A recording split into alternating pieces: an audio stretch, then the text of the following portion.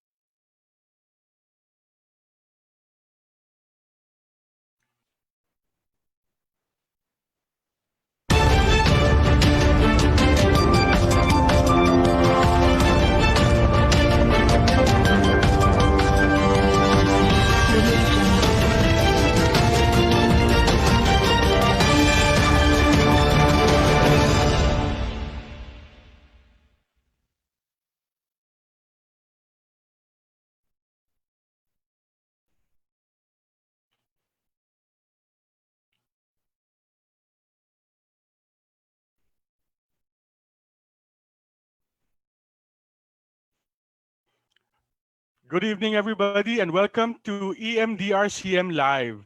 This is an outreach of the Executive Master in Disaster Risk and Crisis Management from the country's premier graduate school for business and management, the Asian Institute of Management. My name is Wally Panganiban, and we are on episode 9.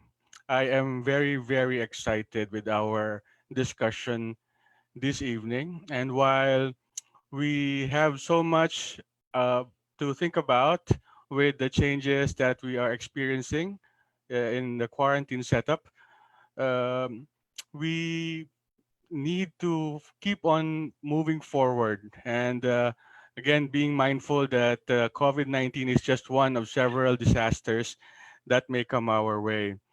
For this episode, we are focused on the joys and pains of doing DRCM in the field. And we thought about this particular topic to also give our you guys, those who are watching us today, a feel of how it feels like to be actually in the forefront of doing disaster risks and crisis management. So before I introduce our guest for today, I'd like to shout out to our frontliners in our cohort, Dr. Sally, Sir Ray, Sir Al, Sir Juni, Rox, Tristan, Ben, Kenneth. These are our proud frontliners who are currently doing work as medical emergency medical doctor and members of the local disaster risk management office.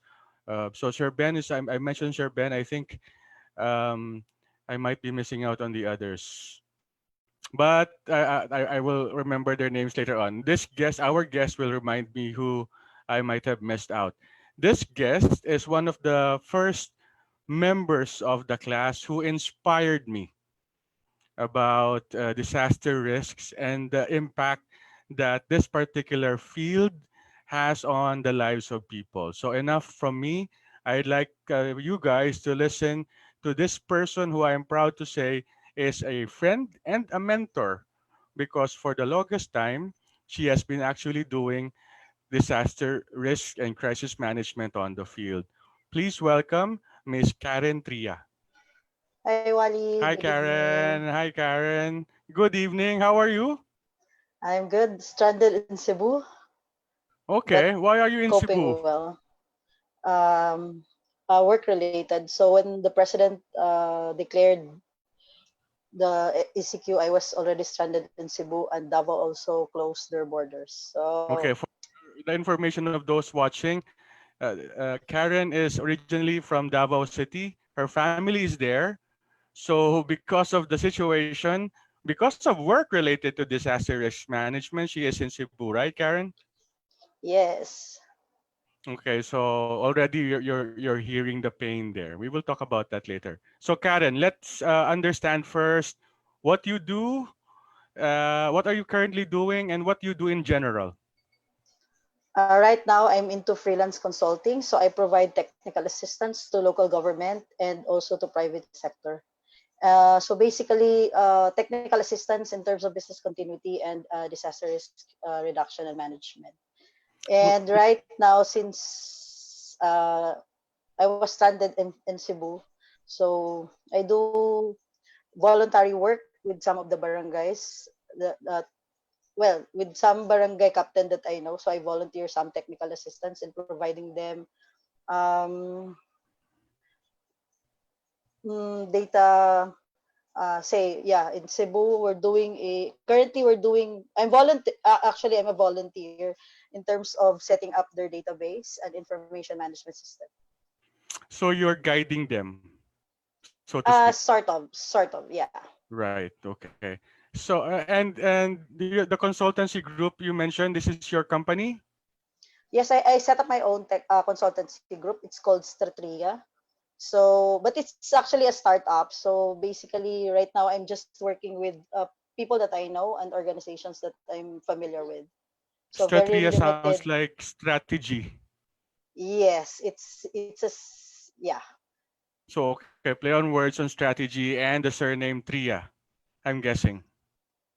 You got it. Okay, so you're doing work. You're stranded in Cebu City. You are doing pro bono work for the barangays. I heard you mention these two barangays near where you are. Which barangays are these? Uh, can I say it? Yep. Okay, Uh, unless you don't want to, fine. No pressure. But yes. which part of Cebu are you in right now? I'm actually in Danao City. That's part Danao of, City. yeah, Not that's the familiar with northern part Danao. of Cebu. Oh, okay, the northern part of Cebu. Okay, so that's one of the things that you have been doing, but you're also putting together two projects for COVID-19, right? Yes. April, yeah, I think it was first week of April. We did a survey on we did tracking of LGU initiatives on what are the preparations in terms of COVID transmission, and we also did at the latter part of April we did a tracking of humanitarian assistance since we found out that there's no actually I mean, there's limited references in terms of where the donations are going. So Mm-hmm. we started monitoring and tracking this humanitarian assistance provided by private sector. But in terms of government, there's really limited information on where to get data in terms of where the relief assistance are going. Okay, so And I think we also did one. Yeah, we started curating relevant data on COVID and put it in a situational report, and we sent out to partners and friends. Yeah, and that's still ongoing right. right. And the Asian Institute of Management actually partnered with Karen to send out this COVID-19 update.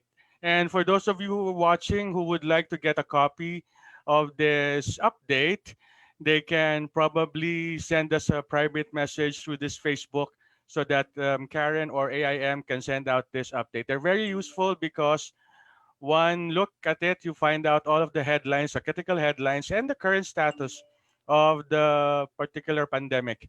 Now, the one that you mentioned earlier, where you were tracking the donations from the efforts of the LGU, is something similar to the effort you did during the Taal eruption.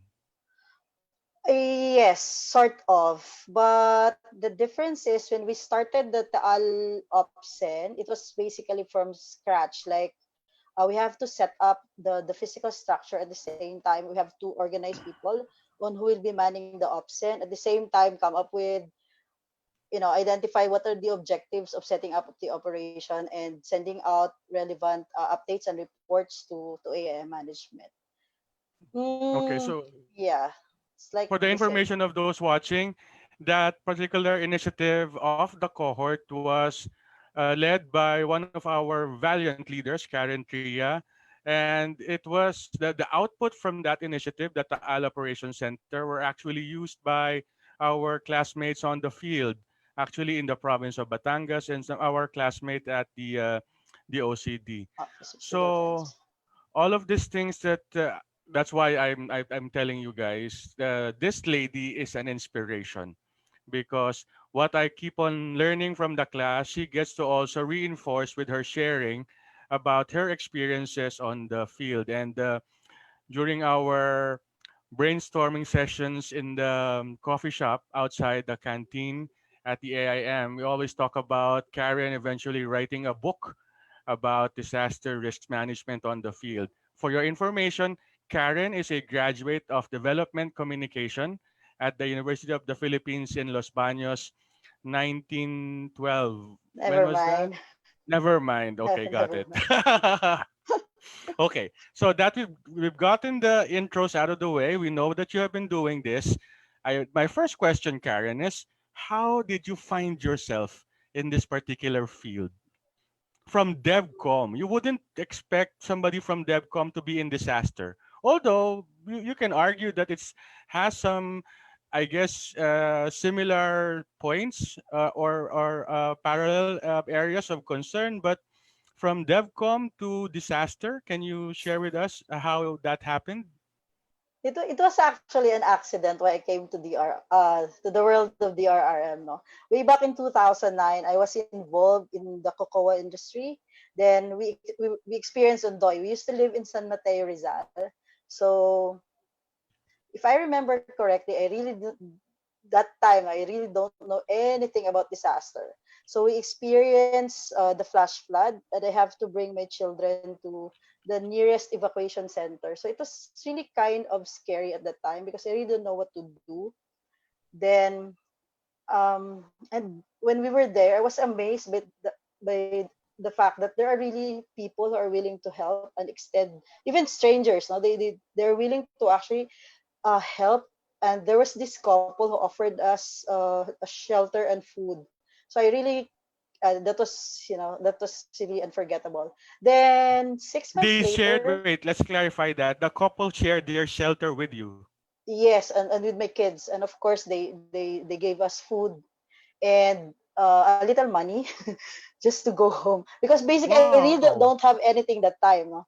Then 6 months later I applied for a job, but it wasn't stated there in the it wasn't stated there that it's actually disaster related. So when I did the interview, I just found out that day that it was actually a disaster response, no, it's a disaster recovery project. So I think this is really for me, looking Yep. back. Yeah.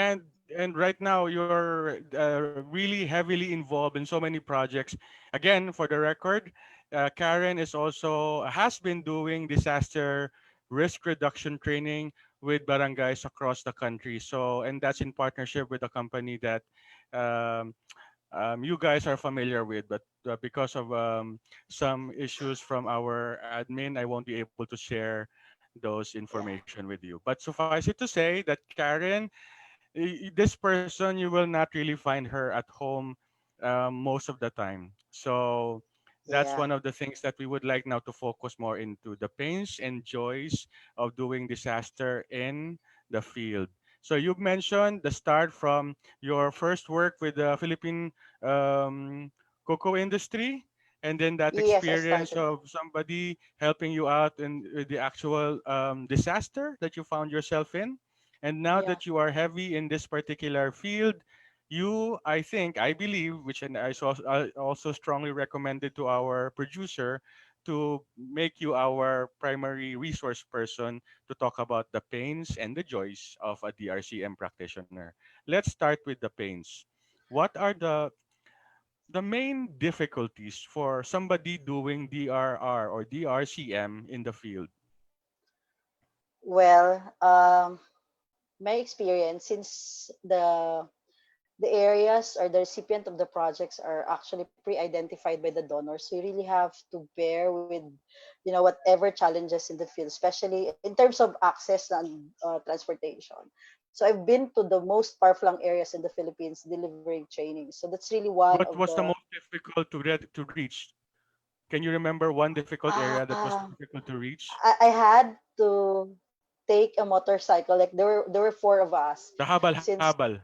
Yes, the habal habal. So there were four of us riding that motorcycle, and it was raining, and the road leading there was really difficult. That's why there's limited motorcycle that can only access the road. So I think that was the most Wow. difficult. And yeah, and I think another pain is really being away with your family for Hmm. for Right a now, you're significant. away from your kids.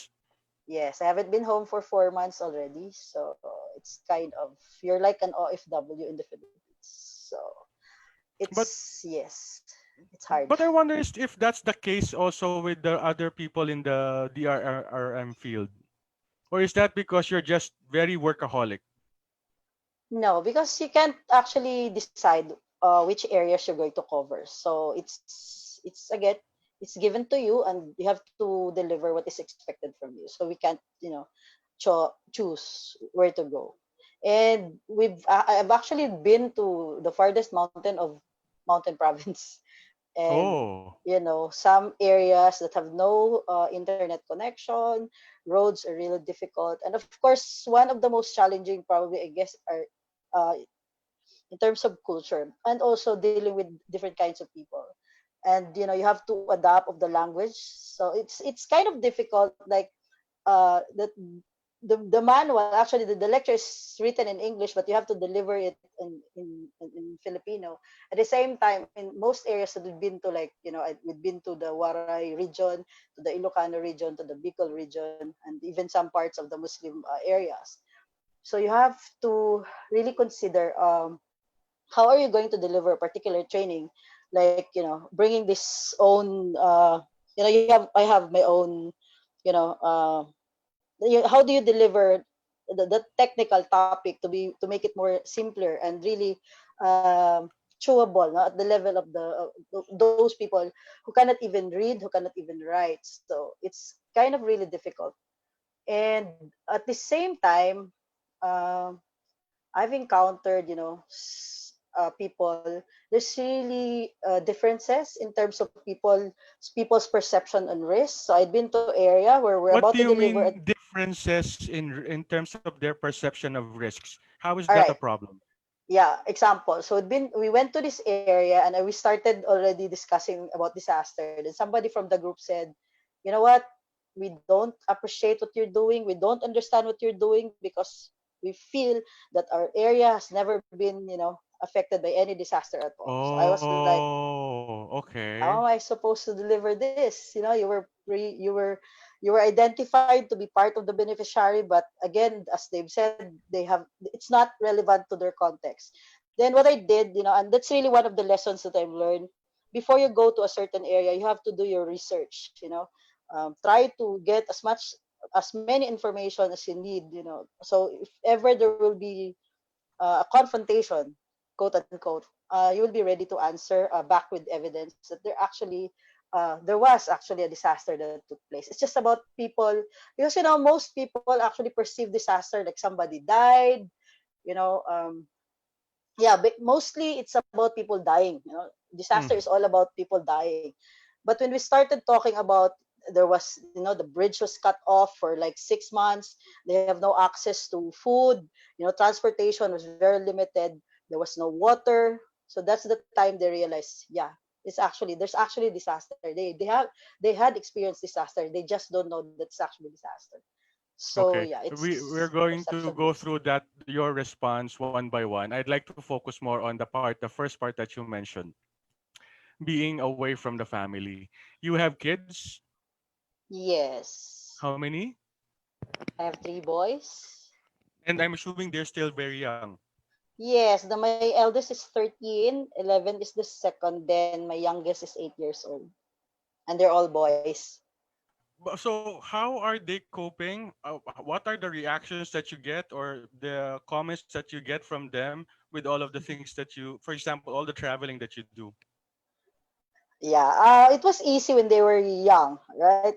But when they started going to school already and they started asking me, Maui, what do you do? What do you do for a living? Like, so I have to explain the job that I do. I go to places like, and teach people, and help people. So, um, yeah, it takes a family to actually, with this kind of work, there has to be some kind of support from the family because you can't really do it on your own. You have to think of them, well, yeah, most of the time. But what is important is my kids appreciate what I'm doing, and they're very receptive of what's going on, and they're like my guinea pigs every time I want to do something. So I have to test it to them first if it's going to Okay. be understandable at their at at their level. So yeah. Right. So And but again, I don't know. I don't know. I don't have any kids. I don't know if puppies count, but I think boys might be more okay with a parent not being around. I'm not sure. um Or maybe it's also because you have always from the very beginning been telling them that this is the nature of your job. yes, it helps, but at the same time they were already, I think they were old enough when we experienced Ondoy in 2009. My youngest was 3 years old, so he can vividly remember what happened that day. So yeah, I understand, like, I have to help people understand what the importance of family preparedness. And They know well enough that if help will not come at the time that you needed it most, you have to rely basically on yourself and the people that you're with. So yeah, it's not Right. that difficult to make them understand on what I'm doing. Is it more difficult because you're a mother?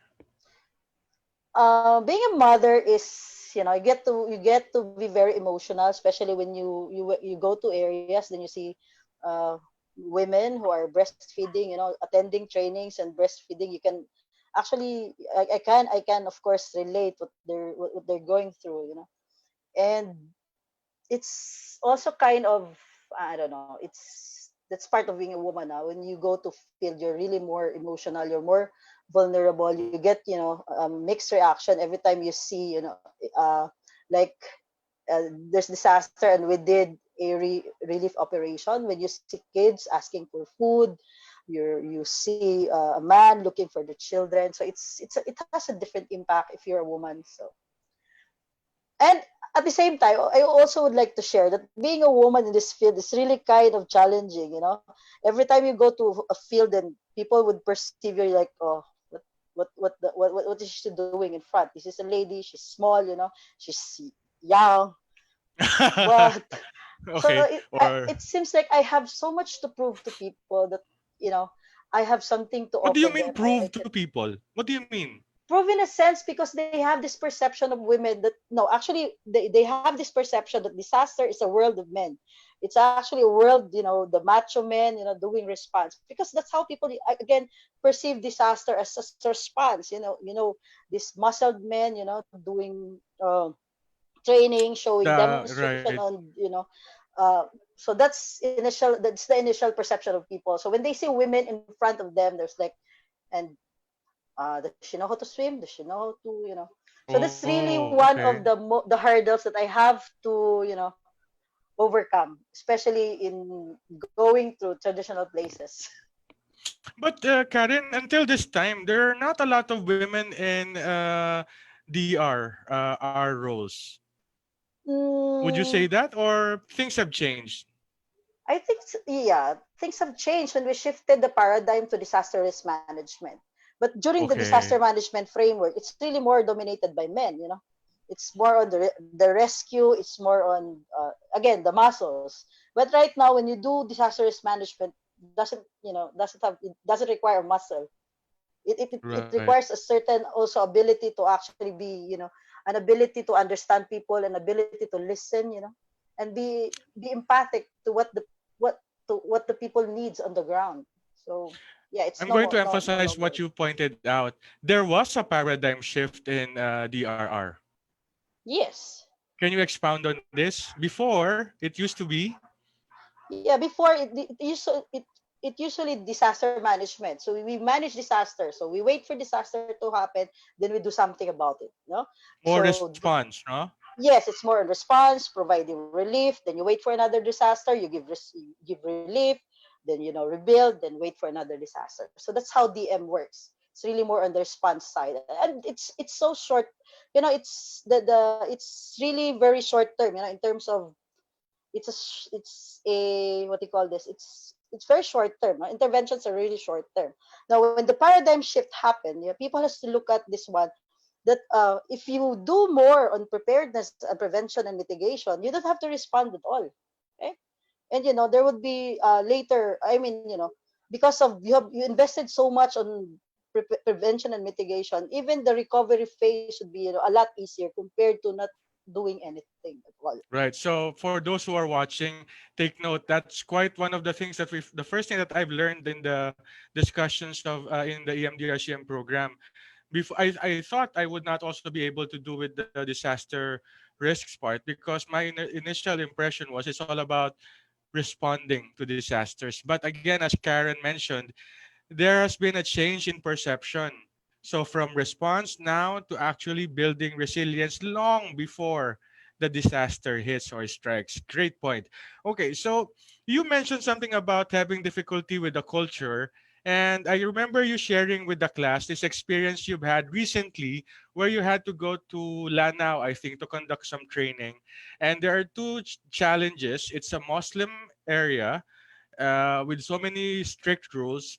Plus, the majority of the people that you are training are women, and you were forced to make some changes. Can you share that? Yes, it was actually my first time to conduct training in the barm areas. So they have restriction in terms of women like wearing the proper, and but it's not about being restricted. It's about respecting the culture, since how it's how that's how you should act as a woman in the in the area. So at first I was really kind of hesitant to actually adjust, but eventually I get to appreciate what does it feel to actually wear the I forgot the name. Yeah, Hijab. how does it, The the hijab. hijab? Yeah, how does it feel to actually wearing that hijab? And it gave me a sense of the sense of femininity. At the same, Femininity. yeah, I totally look at things in a different perspective already, and I appreciate that these women work so hard to actually gain their voices. So and it would inspire you to see women like we're providing actually a 3-day training, so you get so inspired because these women get to finish the 3 days. Some of them walk, some miles just to be there. At the same time, really leading, no leading in, especially in the preparation of their plans. So it's kind of overwhelming. Now, really have no problems with the Muslim, because I grew up in Mindanao. So, but again, that experience really gave me something. It shed, that experience gave me something. It changed my perspective on the Muslim group. Right. And but it's not just about the culture. Sometimes also the particular problems, man-made problems in the area makes it extremely difficult and dangerous. I remember some of your stories. Can you share with us? I think I Um, remember this one where supplies were cut off. yes, in terms of security issues, I mean, it's not just in Mindanao. I've been to more dangerous areas before, but in implementing this project, it's one of our risks. Like, you have to travel to these far flung areas, given that there's already a security problem. But um I was also, well, I don't have to name names, no. One of the trainings that we did, actually, there were rebel returnees who attended. So it was a great opportunity to actually interact Mhm. with them and learn their struggles, and you begin to understand again what's causing all these security problems in the area. So yeah, but again, the issue has to be managed as well. But I always believe that when every time you go to an area, if you have good intentions, um it's not actually a problem. I don't know, Yeah, and people people won't would kill see you. because yeah, at the end Yeah, of the day, you're trying to help them out. yes, so it's, yeah, but proper coordination has to be done prior to the entry of the area. Okay, I will pause this discussion and read out loud this comment from. mm, I can't read. Sorry. This is from Suarez MRE. Okay. I know a couple of people who are in the field all the time. I can only imagine the risks they are taking right now because of COVID. So salute. Thank you for that comment. So indeed, there are a lot of challenges, especially right now, with so many social distancing requirements, and the rate of infection is quite alarming. I would assume most of our DRCM practitioners have really been putting themselves at higher risks this time around. Yeah. But that's the nature of the job, right? Yes, what COVID did to me, what COVID did to me, since my job is to actually provide training, but and we're used to the traditional way of doing training, like face to face. Now I have a current project. Now I have uh, an incoming project, but I have to tweak it like, how would I adapt that? Again, social distancing is it's required. So I have to innovate and come up with a new way of doing trainings like online. But again, I also there's but I have also to understand that there are limitations in terms of connectivity, in terms of the infrastructure in most areas that we identified. So really, COVID changed the way we do things, especially training and Right. capacity building activities to the far-flung And barangays. the sad part, there doesn't seem to be any end in sight. So until a vaccine becomes publicly available, we might have to live with the new normal for um, the next foreseeable future. Okay. Yes. Would you see the difference between doing office-based DR work with actual field work? Of course. When you're in the office, you read all this literature available, write papers, but when you get to the field, it's a complete different reality. Then And you realize, that, you know, there are so many reports, but in reality, it doesn't exist at all. So, yeah, it's kind of frustrating. You read this very well written report from organizations, from some local government. But yeah, when you hit the ground, people don't even know that there's those things exist. So like this, for example, we've talked about it in our brainstorming sessions at the cafe outside the canteen. We talked about the plans that have been put up by the different government agencies in terms of not even the bigger disaster risk reduction plans, but even the simpler business continuity or the public service continuity plans. Some, I think, from what I've heard from other groups, some areas would have so brilliant plans on paper, but it doesn't seem to be trickling down to the actual people that needs to have them in place. yes, because I think the problem there is really more on owning the process. Like, how do you make the process participatory? Is the planning workshop represented by different sectors, or is just a few people doing the plan?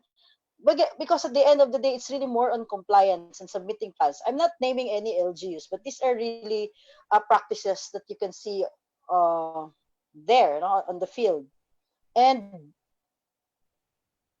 it's kind of, we need a different approach in terms of planning. Like, it has to be participatory at the least, you know. So people would appreciate the plans, the existence of the plans, and of course how the plan is going to be implemented. Now, I remember, no, when we did this training to different parts of the Philippines and these far-flung barangays, the training itself became a platform of people to interact with each other. It's about it. It became a Wait. platform. It Sorry, became a platform a for people to platform. interact with one Yes, another. Because yes, before, because wala. wala, no, because people learn to appreciate the pains and the joy of the disaster officers, the joy and the pains of Oh, the barangay chairman, the health worker. And it's not really about people are matigas ang ulo. I guess it's all about people are not aware, or yeah, it's about people are not aware, and or people have no access to a particular information. So I okay. think it's a matter of setting up a platform where people can just talk. The government, the community, the business sector can talk and actually discuss whatever issues they have and come up with strategic solutions that everybody will benefit. Right. So when you say there people are not aware, I go back to what you said earlier. Some people don't really have an appreciation of the risks because for the longest time they've never encountered any particular disaster. Yes, that's true. Yeah, the one of they're Okay. actually going back to where I started, like what Ondoy happened.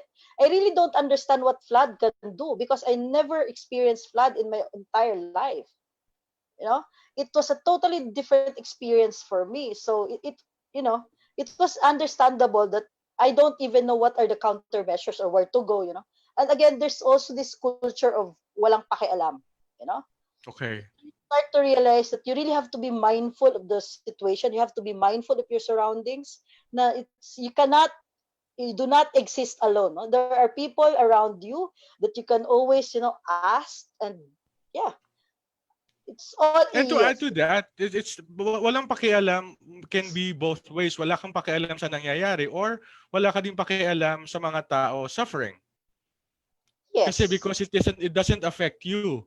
So yeah. I've never experienced a flood. It happens in other places. I don't really care. So that's what you're saying, and I guess that's one of the biggest problems that people in the field, particularly those in training like you, would have a difficult time really pushing for. Because how do you actually convince somebody who's never had these experiences in the past? But in reality, you do prepare before something happens. That's the essence of disaster risk reduction. Yes, because I think you have to understand it from the perspective that, okay, example, you're living in a flood prone area, but you happen to live in a two-story house. So technically, you're safe from flood, right? But Mhm. worst case scenario, you will also be prone to theft, and people would subject you as someone who has resources, and there will be security issues later. So this is Right, right. something really that it has to be viewed in so many angles. Not just I'm not affected by flood, but there are other threats that might happen after the flood occur. And that's one of the things you mentioned earlier about making this plan really come from or be built from the ground up. You have been pushing Ye- for this. You're calling this the community-based disaster. CBDRM, community-based disaster risk management. But it doesn't have to be always from the bottom. It doesn't have to be from the up. We have this strategy. We call it bibingka approach. You're Bibingka doing something. approach. Yeah, you're doing something on top. You're also doing something the ground. So it has at some point meat, and you cook well. That's how you cook bibingka, right? Oh, I don't know. There's I don't yeah. know how to cook it. So I'll take your there's word for it. So you do there's something on the top. There's an and you initiative do on the something on the ground. ground. Yes. So that's how you cook bibingka. There's charcoal on top. There's also sa baba. Then it's Right. well So cooked, right? I go back to what you said. Some people, this unfortunate reality that we're facing. Some areas, some LGUs do they prepare all the things that they need to prepare because it's a compliance requirement. So in essence, what they're able to do is make sure that the paperworks are done, but the actual heavy lifting down to the community level are sometimes not really pushed to the point that it becomes effective. Yes. Sometimes, no, in most cases that I see, some LGUs would say we are prepared. They are prepared to respond. All right, that's the difference. They are prepared to respond, but they're not doing anything about early warning system. It's just having all this, equipment, life-saving equipment. They have the rubber boats. They have all this because thinking that if you have all this equipment, people tend to think that they're safe and somebody would, rescue them. But the reality is, how many rescuers do you have? Say in a municipality, you have 20. In a municipality where the population is say uh, 50,000 and your rescuer is only 10, how would you actually rescue all those people who would be needing assistance at the crucial moment? So that is something to be improved pa, Okay, you know. got it. There's this comment from the previous EMDRCM live sessions that we've had, where they said, one comment came to us saying that one of the reasons why some people are so into disaster response is because it shows the person responding quite visibly to the point Mhm. that it becomes beneficial politically. Mhm. I'm trying to sugarcoat the comment, but it says it was saying basically that some people don't really move into investing a lot of time and resources preparing for the disaster because they actually benefit from the response aspect of the disaster management. I really don't know about politics, but it's really more on changing mindsets of these people. That you do not wait for disaster to happen. You have to do something about it now. Right, right, right. And this experience that we're having hopefully leaves us with so much learning so that we can prevent another COVID-19 after we surpass this particular pandemic. This question, um, what do you see? Well, we have been touching on this for the several points that you've raised already. But what is the main issue in the community in terms of DRCM or DRR? First, it's not even about poverty. I mean, What do you mean? yes, poverty is a vulnerability, but it's about the lack of understanding and awareness of hazards, the lack of understanding and awareness of risk. It's all about people's perception on risk. Then, okay, then we consider poverty. Another one is there's really limited resources of the government, especially at the local level, especially those areas at the far-flung areas. So, and Resources in terms of not just for the equipment no to really put up early warning devices, but resources to do training. yes, but there's this dilemma, no? You can see these rich cities, this you can see these rich cities and barangays say they have 100 million as budget, okay, for disaster, compared to a far-flung barangay who has 40,000 disaster funds. You know what happened? At the end of the year, money is still intact, or uh, there's savings, quote unquote, or unspent. Why? Funds. So is it really about Isn't the that a money? good thing? Isn't that a Or good thing, Karen Tria? so the problem is not really about having these resources, it's about making a priority and knowing where the money should be spent, Okay. right? So, So that's my opinion. so you're saying that LGUs who save money are not doing a good job. I'm not sure exactly because before the Republic Act 10121, the disaster funds or uh, yeah, the funds for disaster is usually not spent at the end of the year so they can, distribute it as, bonus to the I remember employees. that discussion. That's why I'm asking that, Karen Tria. I'm not. I don't mean to put you on the spot, but that was one of the realities in the past, right? So Yes. unspent resources go to something else. Yes, but right now, because of the law, that is not that again, that is already prohibited. No, Right, right, you right, cannot. right. You have to allocate the 5%, the 70% of the 5% to your disaster preparedness and mitigation activities. Right. The So it's part of 30% the is law. just for And response. this is one of the things I learned from constantly listening to your stories. You can, as an LGU, you can be penalized Yes. for not doing the actual preparations for disasters or for not using the If 75% of the 5%. if there some okay, negligence that results to loss of lives, damage to critical facilities, and misuse of funds. Those are prohibited acts under RA 10121. Right. So that's something that many people don't really appreciate. If something happens to somebody in a particular local government area, then that person can actually try to sue, I guess. Okay, But for that's example, another thing altogether. say an LG who has a high number of casualties. Can you sue the local official if there's, this number? You can always go back to how the funds were being managed, how the funds was spent.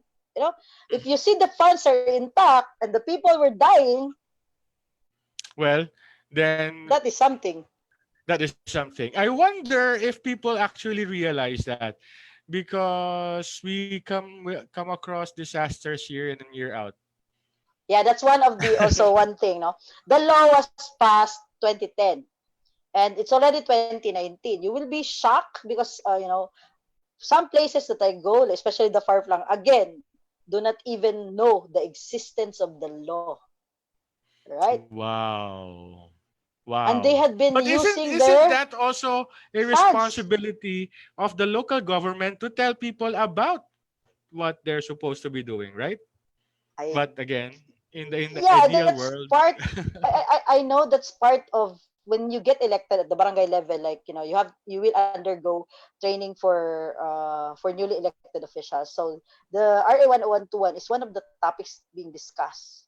So I don't know why they don't remember at all. well, we will not answer these questions because we might be sharing assumptions and biases.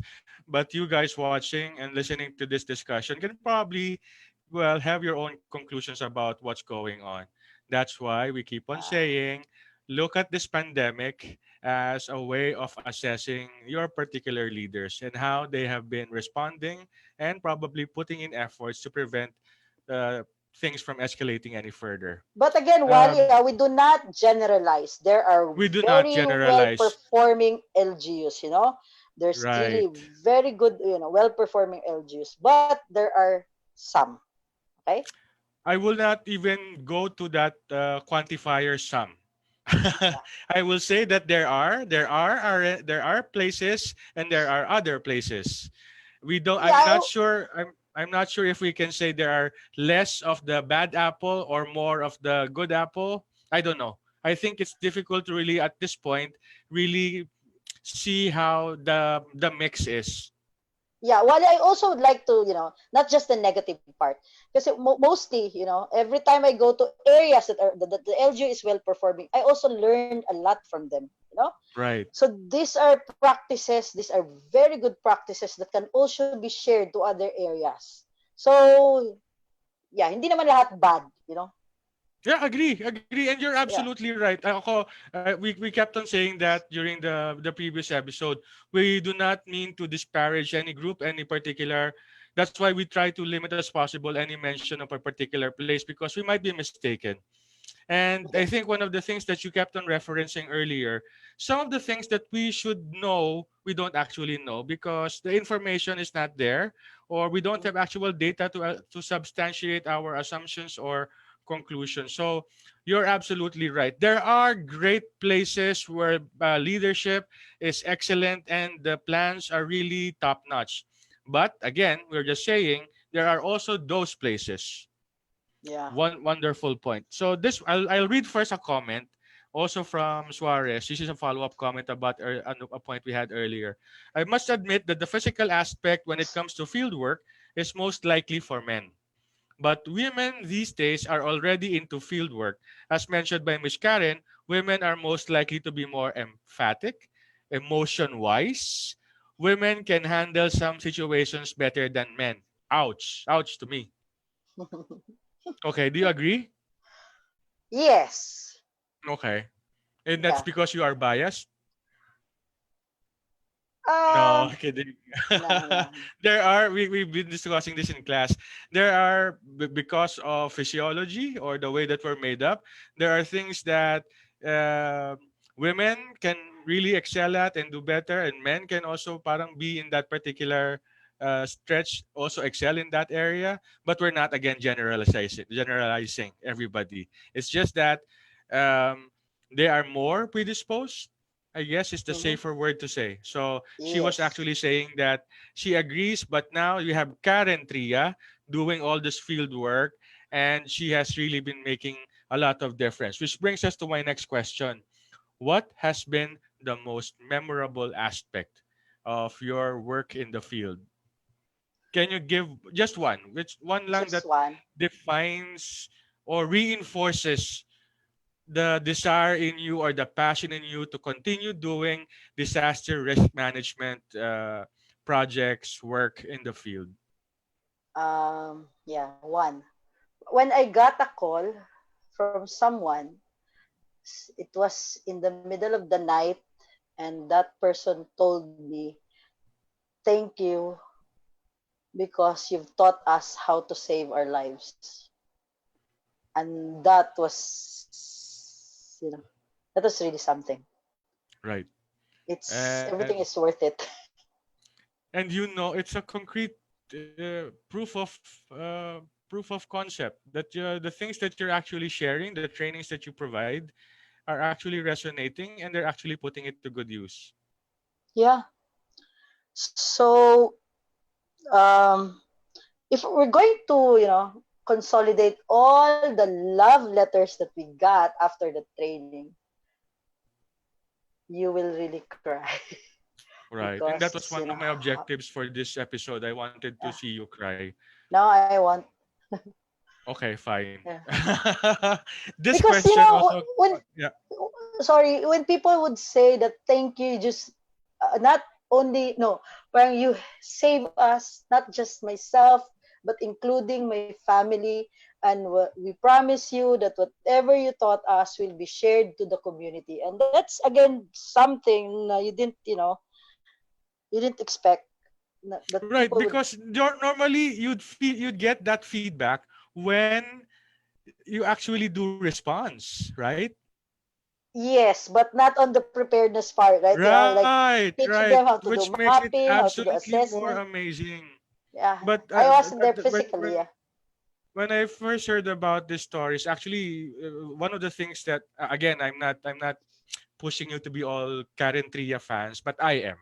And one of the reasons why I really got inspired to really um, carry on with the EMDRCM program is because of the work that Karen Tria does for the community. Again, I'm not marketing Karen Tria here, but the inspiring work of making communities resilient, preparing them for disasters.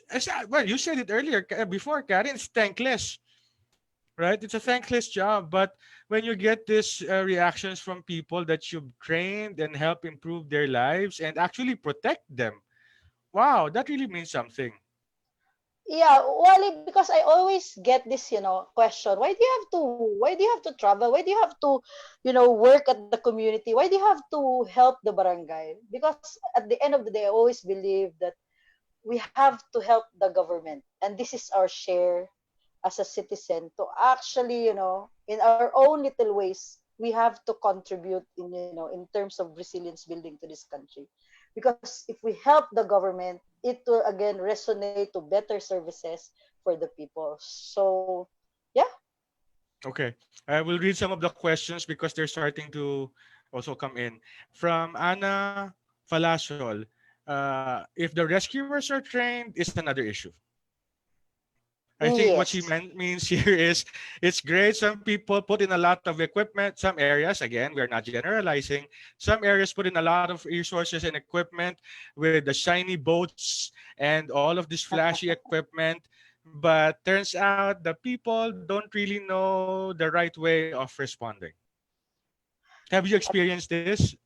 Yes, because as long as the people will see the rubber boats, they will never evacuate before the flood starts. Because Oh, they that's would know interesting. that somebody would be there to rescue them. Wow, that's One interesting. time, yeah, one time I was part of a corporate group doing response. No? Then one barangay captain, because we were also providing them training assistance on disaster preparedness. Then he asked me one time if they could ask for a rubber boat. Then I said, "Cap, you don't need a rubber boat because people will evacuate when you declare for evacuation." You know what he told me? No, I just need that rubber boat because that is something tangible.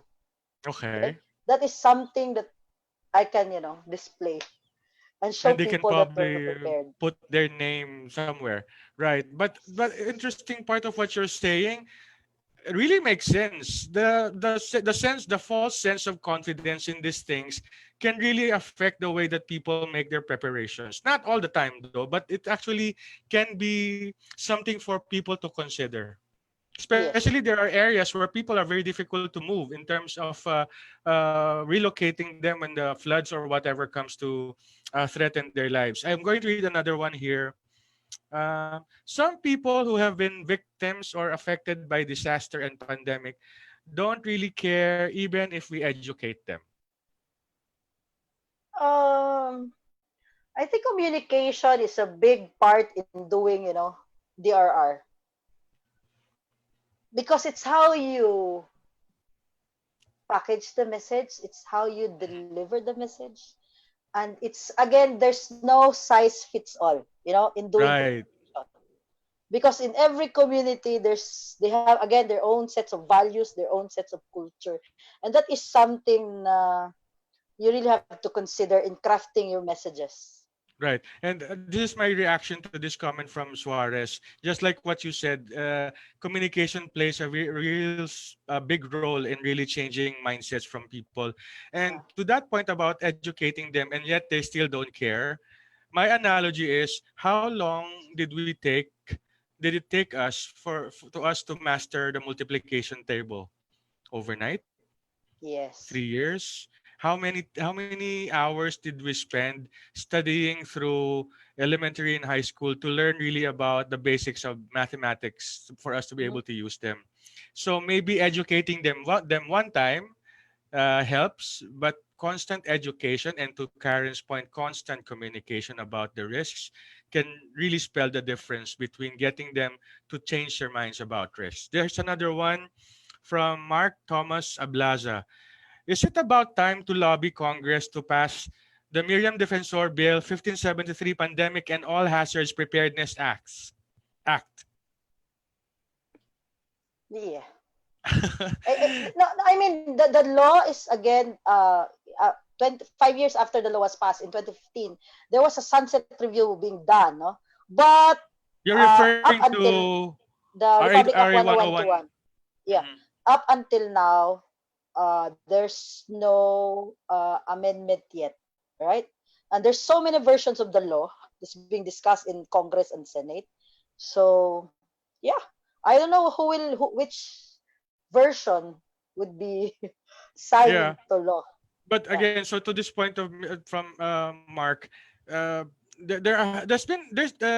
we've never really run out of great suggestions for laws correct, correct. on disaster risk reduction and management. And I think all of the things that we are pushing for in terms of legislation are worth some serious consideration and review. But Mm-hmm. my particular concern is sometimes we have all the great laws, but the implementation really is something to be Something. uh, light. Yes, there is always a need to review what we have currently in terms of policies and legislations, but that's my take. Yeah. There's this one from Jerry Oy. Do you think there is a need to create a department to focus on disaster risk reduction and management? Quite a loaded Uh, question, I think, the because ah, it really brings back that debate about also one, the effectiveness of the current setup, and yes. probably some people are feeling the gaps that they feel another layer of department the structure and bureaucracy can address. What is your take on this? The need for to create a department, I think, started because at the local level, like the disaster officers are reporting to the mayor. Oh, there's no equivalent, there's no department that they are reporting, like, OCD is completely a different department. All right, so can I say this? All right, so one problem, this is, they're putting me on the spot. This is hard. Again, um that was the Yeah, point. one of the reasons why, because according to, people that I know at the regional level and at the national level, they have a hard time implementing projects on the ground because it has to be approved by the mayor first. All right, so everything is being politicized. So they're considering, what if there's a department that they can report directly. All right. So again, being part of the politics is the mayor has to say who will be appointed. Okay, regardless of what academic credentials you have or experience, as long as you have the confidence of the LCE, you will be appointed to a job that requires, saving people's lives and assets. So yes, but again, irregarded, even if the structure will change, as long as there is no law that protects the the interest, or that protects these responders or these local disaster officers in their position, I think parang hopeless na siya. I don't know. My take. Okay, okay. And again, to that point that you kept on emphasizing earlier about preparing the communities and trying to educate them about disaster risks and all of these things. If we are successful in that area of getting them ready and prepared and conscious about the need to reduce risks, we will Mhm. have lesser to worry about when actual disasters hit. Exactly. People will take care of themselves. People will take care of their own families. Okay, this one is from Tristan Ares. He says, congratulations, madam. Nakadress to kill ka daw. Yeah. Because, well, I have to admit, in class and when I saw you actually doing training on the field, you don't normally really put in too much effort to, I mean, it's just normally jeans and a shirt. Yes, you can, because you can't go to a community wearing heels, wearing all the makeup. You have to, blend with the crowd. It's kind of Right. intimidating, for them, uh, talking in front, wearing all Ah, this. that's another good point, Karen.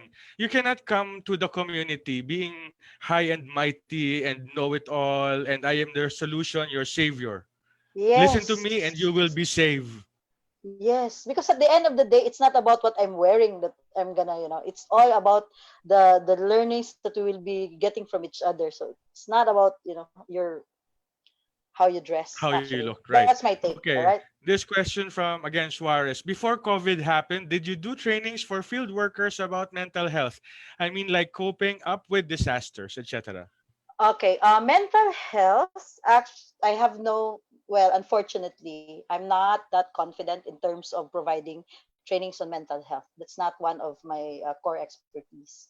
So yeah, but I always tell people to get in touch with the DSWD or the Department of Health, no, for trainings that they need, especially on mental health or mental health management. But that's an interesting point because when you do actual disaster response, like you've done in Mm-hmm, the past, and you mm-hmm, encounter all of these terrible images and experiences, and you see all of this devastation and death, there mm-hmm. is a real need for responders and disaster practitioners to really be prepared to handle that kind of mental stress. Agree. During the time when Pablo happened in Davao, I was there like a day after it happened. I was really, I for a week I cannot sleep of what I saw. I saw a baby being retrieved, under those pile of logs. So Oh, then I started asking myself for I started asking my boss in our organization, boss, do we have like a debriefing for us who just been in the battlefield, And my boss said, yeah, that's actually a good question. So then we start. What we did is among colleagues. So we actually do debriefing, like drinking or whatever after a relief operation. But at the end, sometimes when you're used to seeing those images, you get so numb. Well, I asked mm, people who've been in this field for like the longest time. So I asked them, does it bother you anymore to actually see dead people on the ground? And they said no. I mean, we're used to it already. We're used to the smell, the sight, right, everything. So, but that's scary, that's so scary. I right, don't want right. that to happen to me. Being You indifferent say you anymore. mean you don't want to, that's scary to yung point that you're no longer affected. Yeah, the feeling of being indifferent. That's I think Right, that's right. I something am. scary. Yeah. Okay. This one from Anna.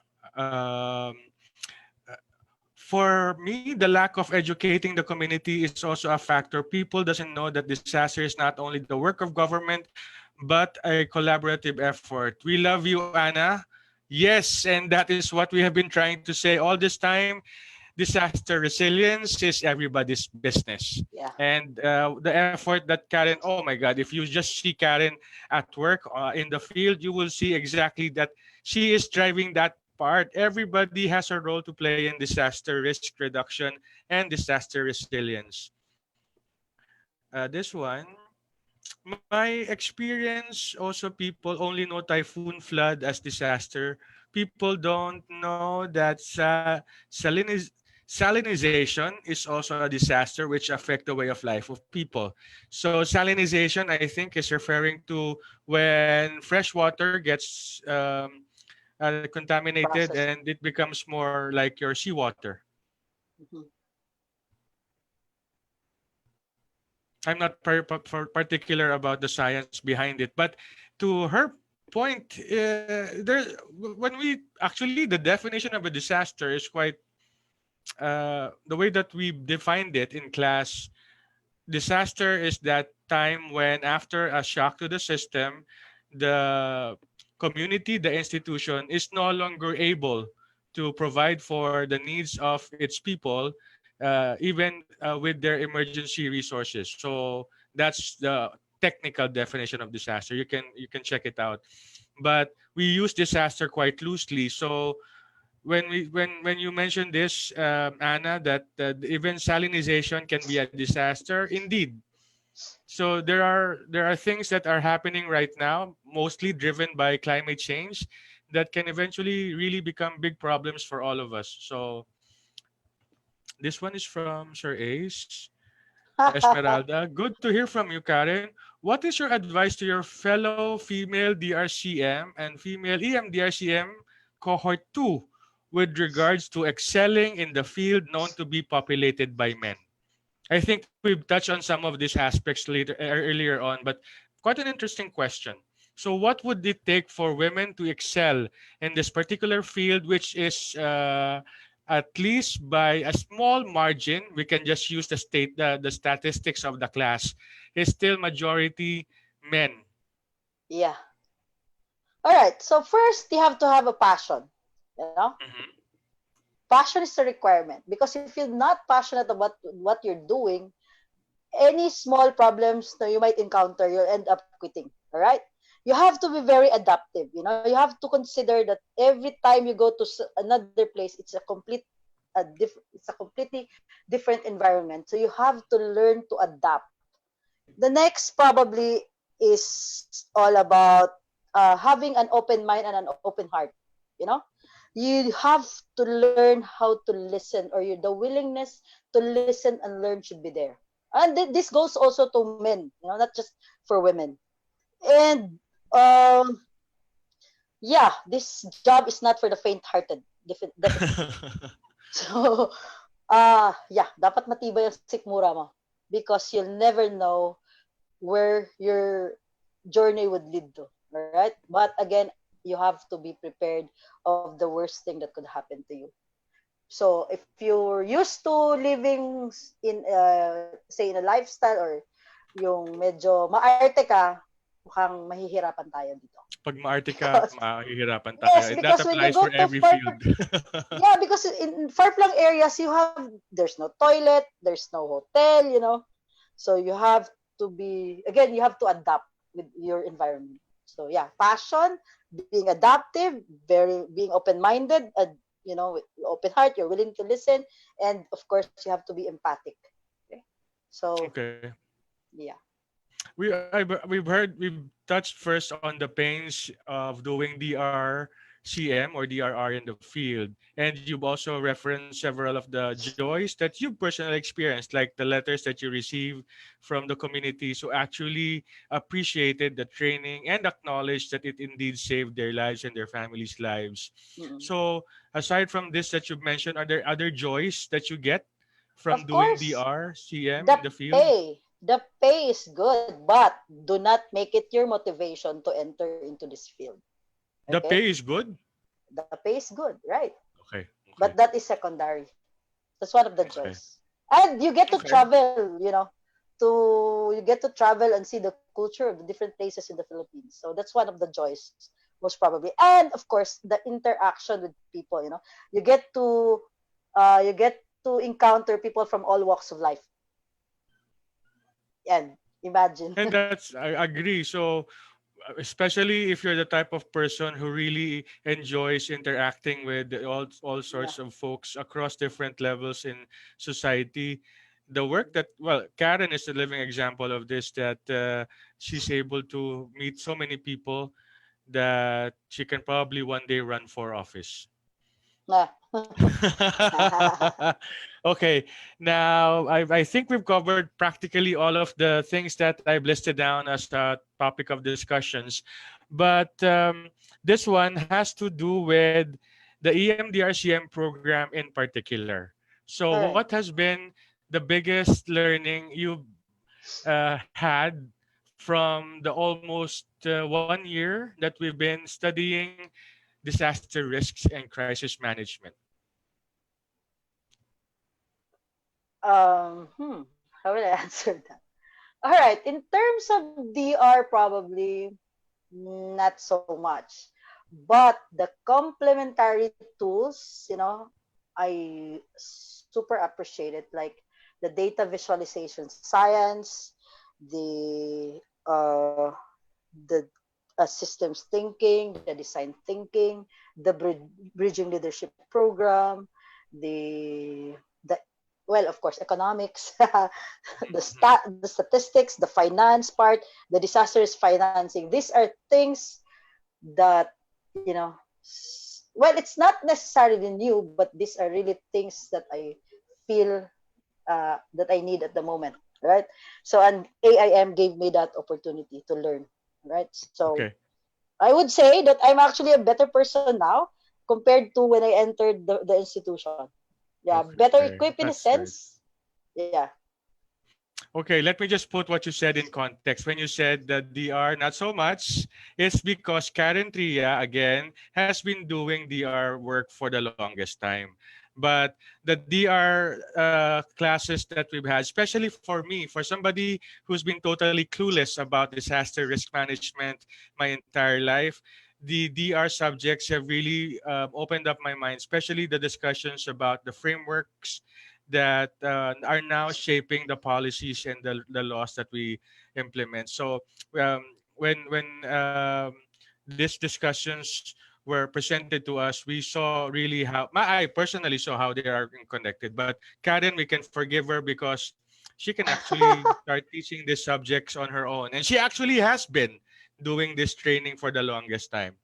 Okay, Yeah, it we've doesn't all mean to whatever. It doesn't mean to discredit the course. But yeah, it's just for somebody who's been in this particular field for the longest time. Yeah. But again, it's what AIM is providing. It's really more holistic, and definitely you would come out of the AIM so much better person. You know? okay. And finally, what if ever what is your vision for the community in terms of DR or DRCM I in general across every area, every barangay in the Philippines? I would like to see community being self-reliant and really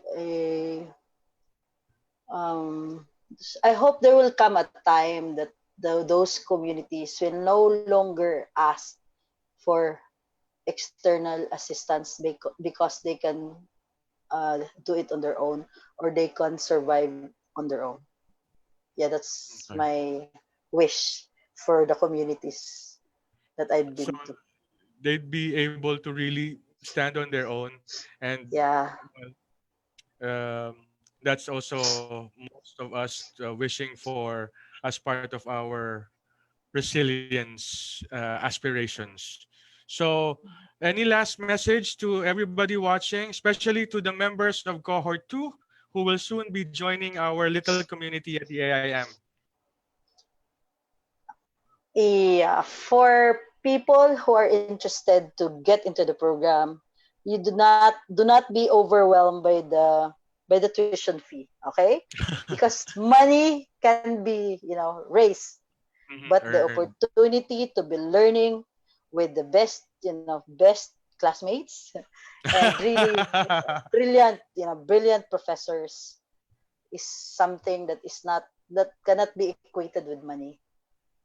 And if you have the passion to help, and you know you're very risk takers, Mhm. go enroll in the program and find out for yourself the joy and the pain of being a student in AIM.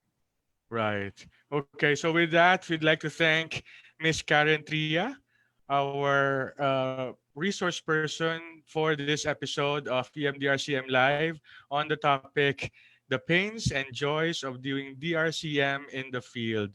Now, if you want to know more about what she does, you can check out her website, Stratria .com. and .com. And also, if you would like to get a copy of the COVID-19 update that she has been producing together with the AIM, you can just send us your email through the Facebook comment section, and we will try to send them out to you. Note that sometimes the schedules create some delays in the sending out of the announcement, but that's beyond Karen's purview. So another reminder before we let you go, tomorrow we'll be having the town hall on a webinar town hall on education under the new normal. And that's in partnership with several groups like Ateneo de la Salle, Jesse Robredo School of Governance, and now you know, and community quarantine. So if you have the time, please check out the announcement on the AIM Facebook page. It's at from 1 p.m. to 2:30 in the afternoon. So with that, thank you very much, Karen. Thank you Thank you, everybody for Ali. listening. And to all of those who would like to know more about the program, just reach out to our marketing team. This has been another episode of EMDRCM Live.